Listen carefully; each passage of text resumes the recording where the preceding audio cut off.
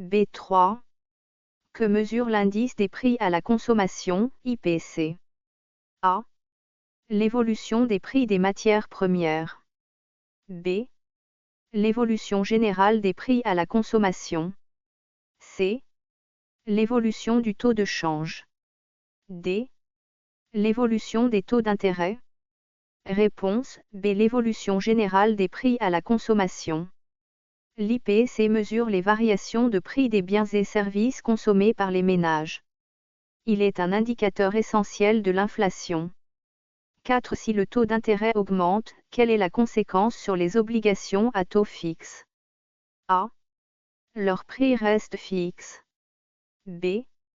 Leur prix diminue. C. Leur valeur nominale augmente. D. Leur coupon augmente. Réponse B. Leur prix diminue. Lorsque les taux d'intérêt augmentent, les obligations à taux fixe deviennent moins attractives, car leur taux d'intérêt est inférieur aux nouvelles obligations émises à un taux plus élevé, ce qui entraîne une baisse de leur prix sur le marché secondaire. 5. Quelle est la principale mission de la Banque centrale européenne, BCE? A. Assurer la croissance économique. B. Lutter contre l'inflation. C. Réduire le chômage. D. Stabiliser le taux de change de l'euro. Réponse B. Lutter contre l'inflation. La mission principale de la BCE est de maintenir la stabilité des prix dans la zone euro, c'est-à-dire de lutter contre l'inflation pour protéger le pouvoir d'achat. 6. Qu'est-ce que la courbe BIS représente? A. La relation entre le taux d'intérêt et le revenu. B. La relation entre le taux de change et l'inflation. C. La relation entre l'offre de monnaie et le revenu. D. La relation entre l'offre et la demande de biens et services. Réponse à la relation entre le taux d'intérêt et le revenu. La courbe BIS représente l'équilibre sur le marché des biens et services, où l'investissement, I, est égal à l'épargne, S. Elle montre comment le taux d'intérêt influence le niveau de revenu dans l'économie.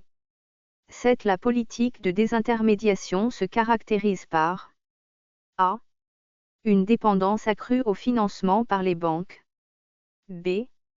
Un recours accru au marché financier pour financer l'économie. C. Une réduction de l'offre de crédit par les banques centrales. D. Une baisse des taux d'intérêt directeurs.